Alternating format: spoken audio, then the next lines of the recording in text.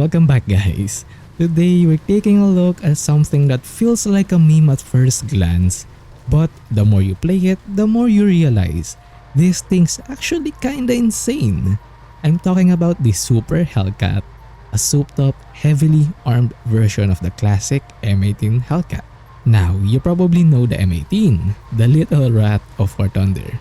Famous for zooming around the map at highway speeds, popping tanks in the side, and then disappearing before anyone can react. But what if I told you someone at one point said, hey, what if we strapped a way bigger gun on that thing? Well, that's how you get the Super Hellcat. So let's talk about what makes it a beefed up monster, why it still keeps that rat-like playstyle, and whether or not this 6.3 glass cannon is worth running in your lineup. Before we get into the in-game madness, let's clear something up. The Super Hellcat, it wasn't a frontline production vehicle, it was more of an experimental what-if project. During World War II, the US realized that tanks were getting bigger, badder, and way harder to kill.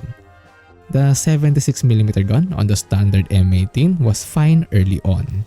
But against Panthers, Tigers, and late war German heavies, it started to feel like throwing pebbles at a brick wall. So what did the Americans designers do?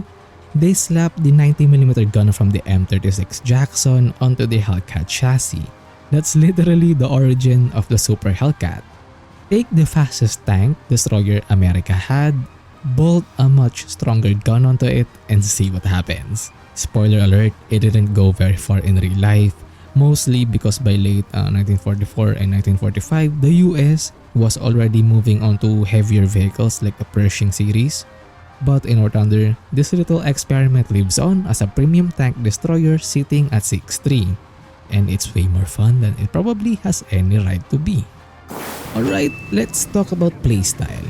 The regular Hellcat is already known for being one of the most rat-like vehicles in the game. It's not heavily armored, it's not survivable, but it's fast and sneaky. The Super Hellcat basically takes that same formula and says, okay, but what if you could actually delete the things you sneak up on? You still get the same blazing mobility, you can reposition, you can sneak through side paths, you can rush caps at the start of the match, all the stuff that makes the M18 so loved. But this time, instead of being stuck with a 76mm that sometimes struggle against heavy armor, you've got a 90mm cannon that hits like a truck. So imagine the same brat, but now with venomous fangs. That's the Super Hellcat. Here's the real selling point. The 90mm M3 gun on the Super Hellcat is the same weapon you'll find on the M36 Jackson, the M26 Pershing, and even the T25. It's a proven, solid piece of kit that can handle just about anything you'll see at 6.3. Panthers, done. Tiger 1s, easy. Even Tiger 2s, IS-2s, and other heavies can absolutely get clapped if you aim right. Now let's be clear. This isn't a one-size-fits-all gun. You're still working with a World War II era ammo. That means you need to know your weak spots. And the reload speed, not too bad. It's not lightning fast like the Frenchies, but it's still quick enough to keep you in the fight. Combine that with your speed and you've got this perfect hit and run setup. Roll out, blast someone, disappear, reposition, and repeat. Now, I'd love to tell you that the Super Hellcat is some unkillable monster, but let's be honest, it's still a Hellcat underneath. Armor-wise, you're basically wearing tinfoil. Machine guns can chew through you, autocannons will ruin your day, and anything bigger than a 20mm? Forget about it. The turret's a bit stronger thanks to the 90mm mount, but overall, you're still not taking hits, you're avoiding them because you're gonna absolutely be destroyed. That means your survival depends entirely on how you play. If you try to brawl frontline heavies, you're toast. But if you use your speed, play sneaky, and avoid getting caught out in the open, you can live way longer than you'd expect.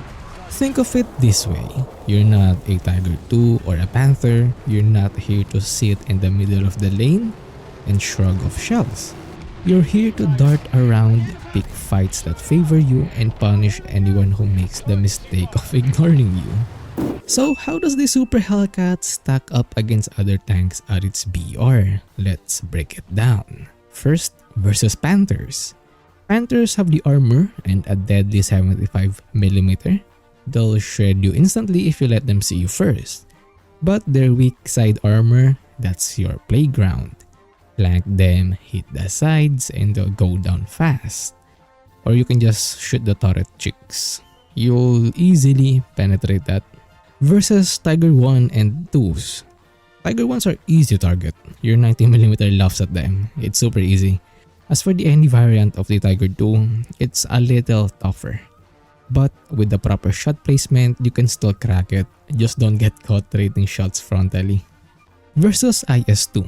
Here's where things get a little spicy. The IS-2 1943 and 1944 can both delete you in one hit. But you can also do the same to them. The difference is reload speed. They're way slower than you, so if you catch them mid-reload, they're done. And as for the 1943 version, you can just shoot them on the driver's viewport, but you cannot do that on the 1944 one since it's low.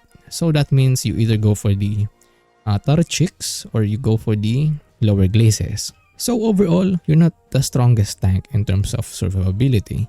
But when it comes to firepower and flexibility, the Super Hellcat holds its own. Now, how should you actually play the Super Hellcat in-game? Step 1. Don't stop moving. You're a shark.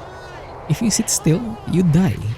Use your speed to get to unexpected positions and always be thinking one step ahead. Step 2. Abuse flanking routes.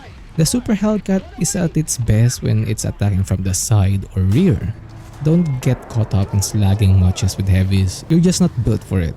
Step 3. Learn the maps. If you know the sneaky spots where you can pick, snipe, or cut off reinforcements, you'll farm kills like crazy. Step 4. Be disciplined with your shots. You don't have armor to fall back on, so every shot you take needs to count. Wait for the weak spot, aim carefully, and only then pull the trigger. And lastly, don't forget you can still cap points. Like come on, scout enemies and play the objectives. You're not just a hunter, you're also one of the best utility vehicles on your team thanks to your mobility. And here's the real kicker. The Super Hellcat is just plain fun. It combines the chaos of the M18 with the raw firepower of the M36. You get this hybrid that feels both familiar and fresh at the same time. Every match is different because your success isn't about brute force, it's about outsmarting your opponents. One game you're racing across the map, grabbing first cap, and smacking an unsuspecting panther in the side. The next, you're lurking in the back, sniping heavies with that 90mm, or maybe you're playing aggressively, darting between buildings and hunting distracted enemies. It's unpredictable, it's fast-paced, and when you get it right, it feels incredibly rewarding. It's got that perfect mix of challenge and payoff. So, is the Super Hellcat a meme or is it a legit contender at 6.3? Honestly, it's both. On paper, it looks kinda cursed. A fragile, speedy chassis carrying a gun it really wasn't designed for, but in practice, it works and it works well. If you're into sneaky, aggressive, mobile gameplay, this is your tank. If you love the idea of zooming around like a rat and then absolutely deleting enemies with a 90mm punch, the Super Hellcat is perfect. Sure, you'll get clapped if you misplay.